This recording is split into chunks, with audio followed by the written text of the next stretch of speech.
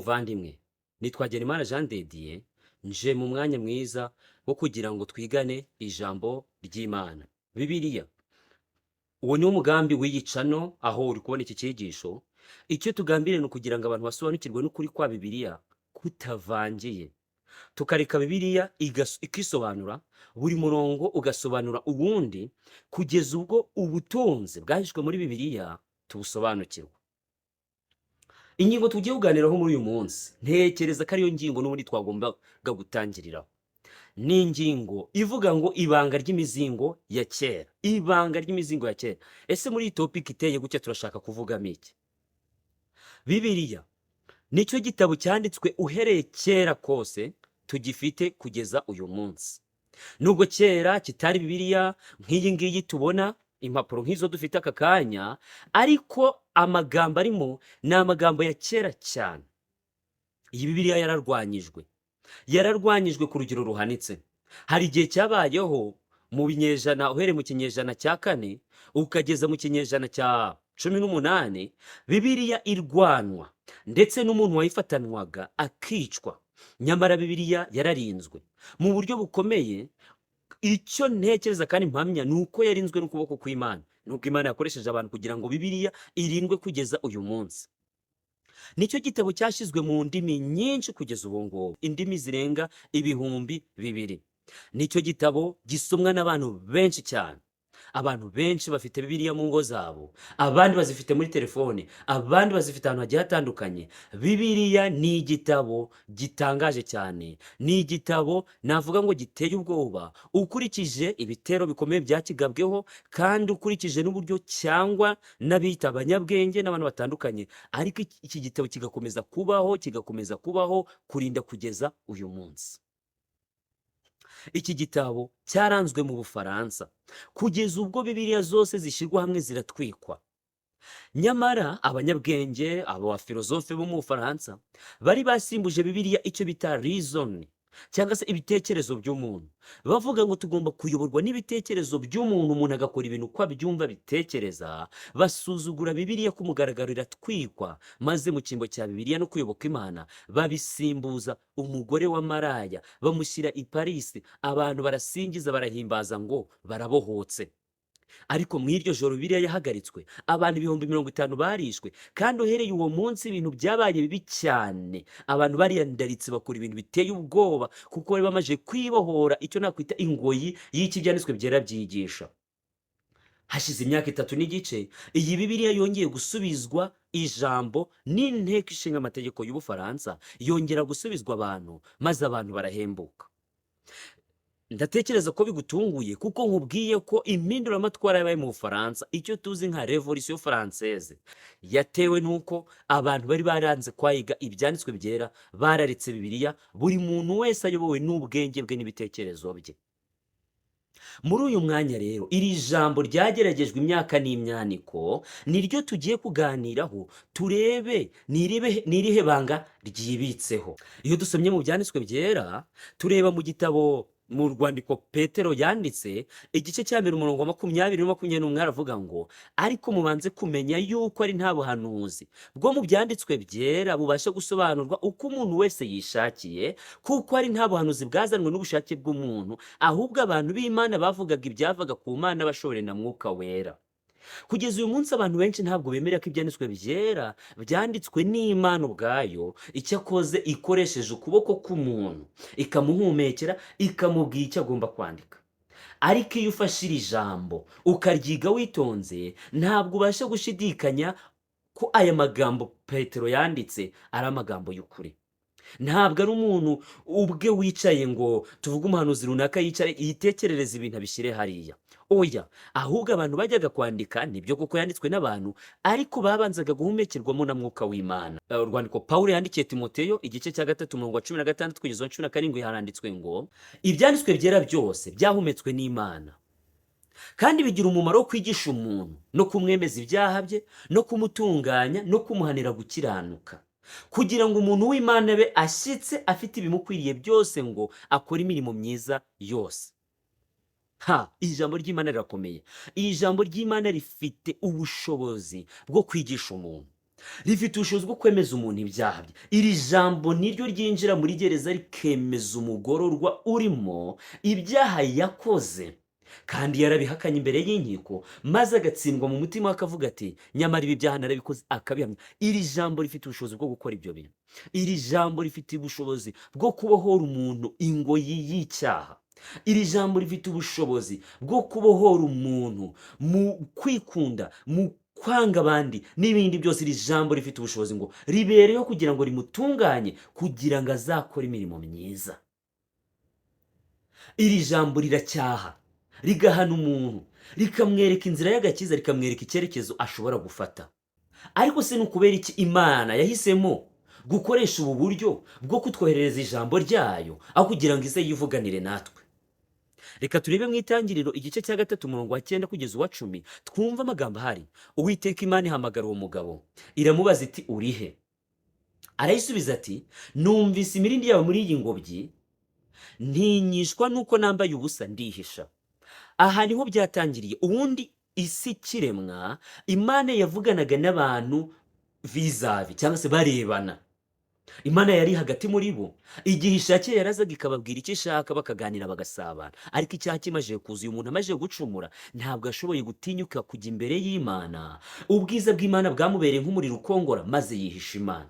Guhera icyo gihe gusabana n'Imana k'umuntu byahise bihinduka. Ntabwo byari bigikorwa nk'uko byasanzwe bikorwa. Umuntu yarabaye ujya kure y'Imana. Imana rero mu rukundo rwe yagomba gushakisha ukuntu itangira ishaka umubano wundi ihereye ku ijambo ryayo n'abahanuzi. Niyo mpamvu usoma ko nyuma yo gucumura kwa Adamu hajya haboneka abantu b'abahanuzi, cyangwa se Imana bakumva amajwi ababwira, bakumva amajwi ariko ntibayirebe, ntibayibone. Uretse n'ayo majwi, abantu baratangiye barandika. Umwanditsi wa mbere wa Bibiliya yabaye Mose. Mose yanditse igitabo cya Yobu. Mose yanditse ibitabo 5 nk'igitabo cy'Itangiriro, Ukuva, Ugutegeka kwa kabiri, Kubara ndetse n'Abarewi. Ibyo bitabo nibyo Mose yanditse. Niwe mwanditsi wa mbere wa Bibiliya. Hanyuma ibintu abishyira mu nyandiko kugira ngo abantu b'Imana bajye bahora babyiga. Tubona Abisirayeli bahabwa itegeko ry'uko ibyanditse mu mizingo bagombaga kubyiga kandi bakabyigisha n'abana babo. Uko niko ijambo ryagombaga gukomeza rihererekanwa, kandi abantu bakumva ibyo Imana ibabwiye biciye mu bahanuzi babivugaga, kandi bakabyandika kugira ngo abazakurikira batumvise uwo muhanuzi bazumve icyo Imana yavuze, kuko ibyo Imana ivuze biba ari iby'iteka ryose. Muri Amosi igice cya 3 umurongo wa 7 haranditse ngo ni ukuri Uwiteka Imana ntizagira icyo ikora itabanje guhishurira abagaragu bayo b'abahanuzi ibihishwe byayo. Ngo nta kintu na kimwe Imana izakora itabanje guhishurira abagaragu bayo abahanuzi ibikwiriye kubaho. Ese abantu biguriye Yesu Kristo, abantu biguriye Imana, urumva ko bakorera Imana ibitayeho kandi bakunda? Tuzi neza abantu benshi bazi yuko ku isi hazabaho imperuka, ariko iyo mperuka nayo ntabwo izaba imeze nk'aho atari ikintu cyateguwe, ahubwo Imana izabanza kubimenyesha abantu, ndetse yarabiduhishuriye biri mu nyandiko. Hari n'ibindi bintu byinshi bizabaho, ndetse hariho n'ibyabaye, ariko byose Imana yarahiye ko izabanza kubihishurira abantu kugira ngo ab'ubwenge bita ku byo Imana ivuga babyumve kandi babyumvire bakize ubugingo bwabo. Dr. W.F. Albright ni umwarimu muri kaminuza ya Johns Hopkins University. Iyi ni kaminuza ikomeye cyane hano ku isi. Umva uko yanditse ku bintu bigendanye na Bibiliya. Yaranditse ngo mu gice kimwe gifite amagambo 166 haba harimo ijambo rimwe rifite inyuguti 3 gusa ryibazwaho nyuma y'imyaka ibihumbi ihererekanwa, kandi iryo jambo mu buryo bwumvikana ntabwo rihindura ubusobanuro bw'ubutumwa. Ese uyu mugabo si umunyabwenge? We yaritegereje asanga, kuko hari abantu benshi bakritika Bibiliya bakayivuga ati urabona Bibiliya hari ibintu bitumvikana, hari ibintu bimeze nk'ibigoretse tutumva neza, ariko we yakoze analyse, ubushakashatsi bwe, aza kubona ko ngo mu magambo 166 haba harimo ijambo rimwe ry'inyuguti 3 ritumvikana. Hanyuma abantu akaryohera wenda bakritika, ariko arangije aravuga ati iryo ntabwo rishobora guhindura ubusobanuro bw'icyo gice cyose cyangwa se bw'izo nyuguti zindi zose zumvikanaga. Mu gihe Bibiliya yagiye ihererekanwa muri iki gihe cyose, Imana ikayirinda ku buryo igira uturere duto nk'utwo ngutwo. Hano mafite undi mugabo, ni ni umuyobozi w'inzu ndangamurage y'ubwongereza, bamwita ngo ni Sir Frederick Kenyon. Sir Frederick Kenyon yaranditse ngo umukristo ashobora guterura Bibiliya mu biganza bye maze agahamya nta bwoba no gushidikanya ko afite mu biganza bye ijambo ry'Imana ry'ukuri ridafite icyo ribura. Umva uko akomeje yandika: ryamugezeho nyuma y'ibisekuru byinshi mu binyejana byinshi. Bibiliya ni igitabo gikomeye cyane. Ni igitabo cyahereye kera cyane mu mizingo ya kera, nk'uko n'umutwe w'amagambo w'ingingo tuganira uvuga ngo ibanga ry'imizingo ya kera igenda ihererekanwa mu biganza by'abantu kugeza ubwo tuyifite uyu munsi. Ariko uyu mugabo, umuyobozi w'inzu ndangamurage y'ubwongereza, aravuga ati iyo umukristo ayiteruye mu biganza bye aba afite ijambo ry'Imana ritibeshya ridafite icyo ribura, kandi ngo ni ijambo ryahererekanyijwe ibyo binyejana byose. Ese iri jambo koko ntirifite ibanga rikomeye?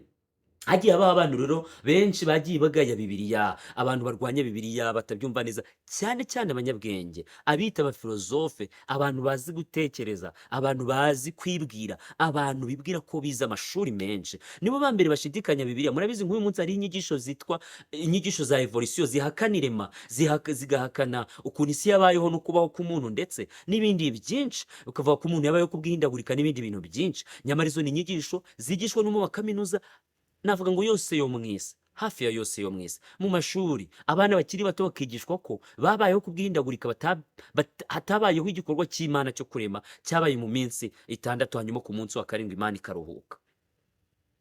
Ariko hari ibintu byinshi bihamya ko Bibiliya iriho kandi ari y'ukuri, kandi ko inkuru zanditsemo atari fiction cyangwa se ibintu abantu bahimbye byo kugira ngo wenda bashireho gahunda mu isi, ahubwo ko ari ijambo ryahumetswe n'Imana kandi rifite umugambi uhamye.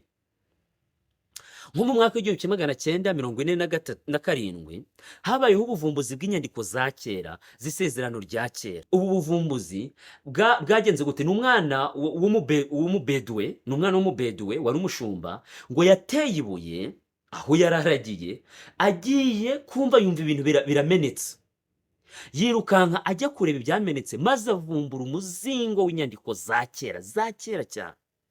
Muri uyu muzingo ngo yabonyemo inyandiko za Yesaya, inyandiko zanditswe mu mwaka w'125 mbere ya Kristo. Harimo n'izindi nyandiko nyinshi zahamyaga neza ibyo Bibiliya yanditse mu buryo butari ubwo kwibeshya. Izo nyandiko zirahari, ibi byavumbuwe n'abakora ubushakashatsi bw'ibisigazwa. Hanyuma turabona Napoleon n'ingabo ze bageze muri Egiputa, mu Misiri, nabo bavumbuye ibuye bita Rosetta. Iri buye bita Rosetta rifite santimetero 122 zo guhagarara, ndetse no gutambika santimetero 76. Iri buye ukaba aka kanya ushobora kurisanga mu nzu ndangamurage y'ubwongereza.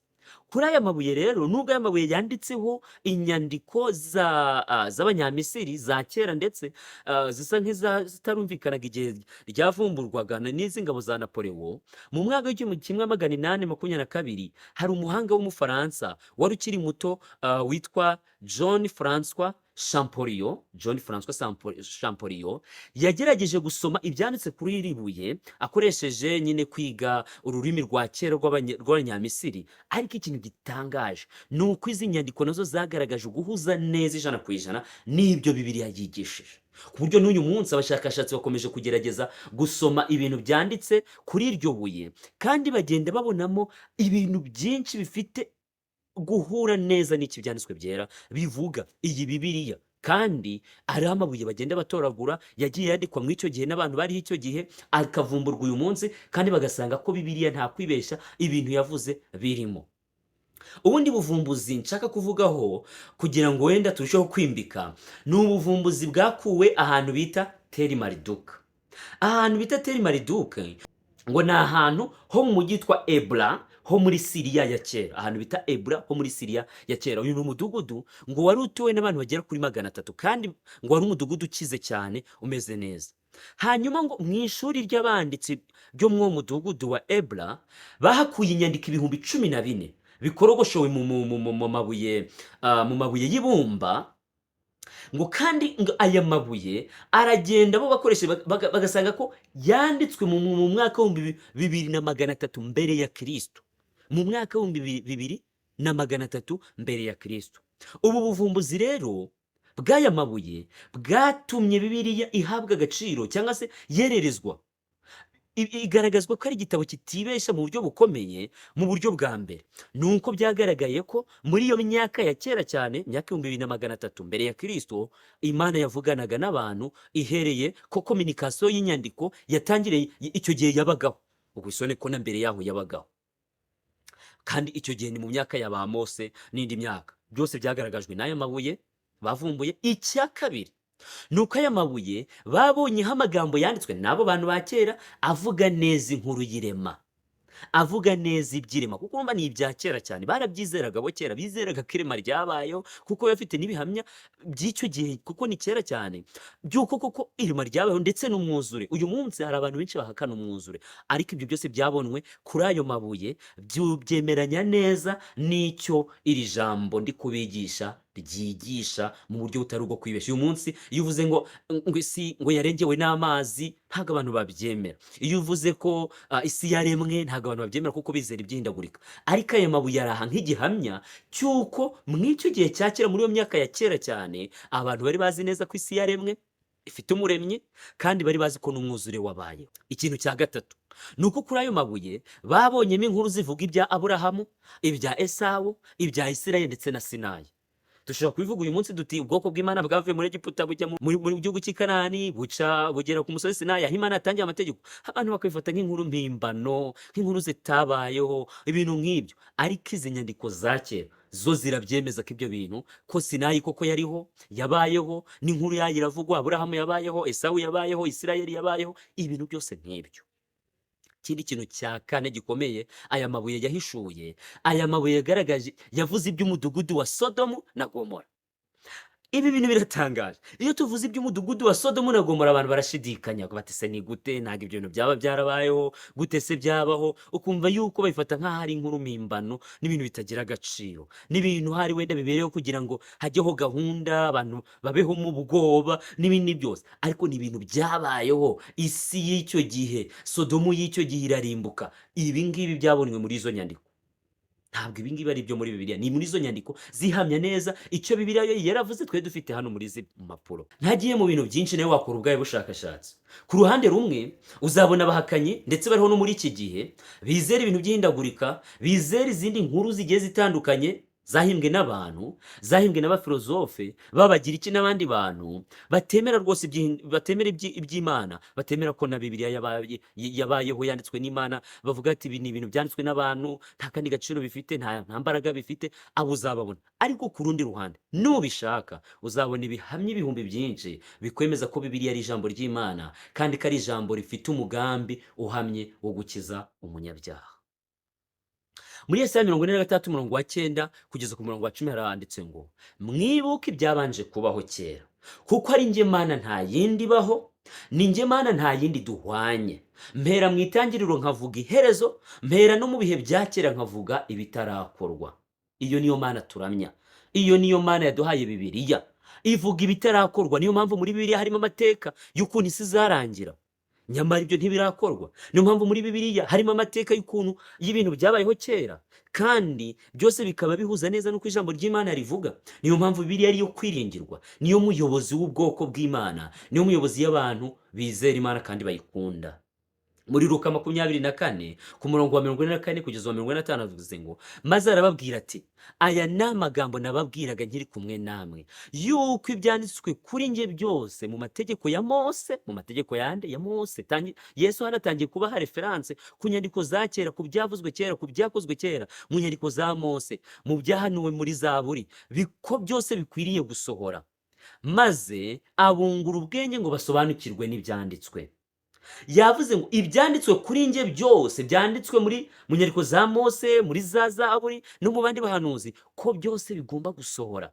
Ndagira ngo babwire nkiri kuri uyu murongo ko Bibiliya nta kindi kintu imenyekanisha, ni inkuru ya Yesu, ni inkuru yo kubaho kwa Yesu, uko azaza mu isi, uko yateguwe mbere y'uko aza mu isi bwa mbere, uko byateguwe urugendo rwose yagombaga kugenda, uko abantu be n'ibindi bintu byinshi bigiye bitandukanye. Ndetse nanone Bibiliya ikagenda ikarenga Yesu asubiye mu ijuru kugeza ubwo azagaruka. Bibiliya iduha iyo nkuru yose uhereye mu itangiriro ukageza mu byahishuwe. Nta yindi nkuru ivugwa, ni ibya Yesu Kristo, urupfu rwe, umuzuko we, ibyiringiro atanga ku bamwizera, ndetse no kuzabaho by'iteka ryose, n'ibihembo bizahabwa abakiranutsi. Iyo nkuru niyo burya ivugwa mu byanditswe byera. Nusoma Bibiliya iyo nkuru ntuyumve, ni ikimenyetso cy'uko mu by'ukuri utari kwiga Bibiliya, urimo urayifata nk'inkuru zisanzwe. Iyo Bibiliya utayibonyemo Yesu, nta kindi ubona, wibonera inkuru mpimbano n'ibintu bidafite agaciro. Muri Yohana igice cya 8 umurongo wa 32 ngo muzamenye ukuri, kandi ukuri niko kuzababatura. Ese abantu ntibakeneye kubaturwa ku bubata bw'icyaha? Ese abantu bakeneye kubaturwa ku bubata bwo kwikunda, gukunda ibibi, kwanga gukiranuka, gukora ibibi, n'imitima yabo yabaye akahebwa? Abantu bakeneye icyabahumuriza, abantu bakeneye icyabaha ibyiringiro, abantu bafite ubwihebe, abantu bakeneye amahoro yo mu mutima, abantu bakeneye kubaturwa uko byamera kose, bakeneye kubohorwa iyo ngoyi y'icyaha. Nyamara biratangaje ukuntu birirwa bazenguruka barya hirya no hino bashakisha icyabakiza, bakajya no kugishakira mu banyabwenge b'isi, bagashakira mu bakonikoni n'abapfumu n'ahandi hose, basize ijambo rya Kristo rifite ubwo bushobozi. Iri jambo riramutse ryiringiwe, rikarekwa ngo riyobore imibereho y'abantu, haba impinduka zikomeye cyane. Muri iri jambo harimo inama z'ukuntu umuntu akwiriye kubaho. Muri iri jambo harimo inama z'ibyabayeho kera, nk'amateka atwigisha ukuntu tuba tugomba kwitwara mu bihe bigiye bitandukanye. Muri iri jambo harimo ubutumwa butumenyesha ibyahazaza, butubwira uko izaba yitwaye igihe Yesu Kristo azaba yenda kugaruka. Hano harimo ubutumwa butubwira uko tugomba kwitwara mu gihe duhuye n'akaga runaka. Hano harimo ubutumwa tubwira uko tugomba kubana nk'abashakanye, harimo ubutumwa tubwira uko abana bagomba kwitwara ku babyeyi babo. Hano harimo ubutumwa butubwira uko umuhungu n'umukobwa bagomba kurambagizanya, ibigomba kwitabwaho. Hano harimo ubutumwa butubwira uko ababyeyi bagomba kurera abana babo. Hano harimo ubutumwa butubwira uko abantu bagomba kwitwara n'imibereho bagomba gufata. Kwirengagiza iri jambo bizana akaga gakomeye, ari nayo mpamvu mbasabira mu buryo bukomeye ngo mwiringire ijambo ry'Imana, mwiringire iyi mizingo ya kera, kubera yuko nta kintu na kimwe Imana izakora itabanje guhishura abagaragu bayo ijambo ry'Imana. None dore yarabiduhishuye, turarifite. Si ngombwa abahanuzi uyu munsi, dufite ibyanditswe byera. Imana nibona ko hakwiriye kuboneka umuhanuzi izabitumenyesha, ariko iri jambo ririmo hano rirahagije kugira ngo ritunganye umuntu, rimugeze ku gukiranuka. Ese ntiwakwemera guhitamo Yesu Kristo uyu munsi, wiga ijambo ry'Imana kandi ugendera ku ijambo ry'Imana ryigisha? Nibyo ngusabiye, kandi mbigusabiye nizeye mu izina rya Yesu.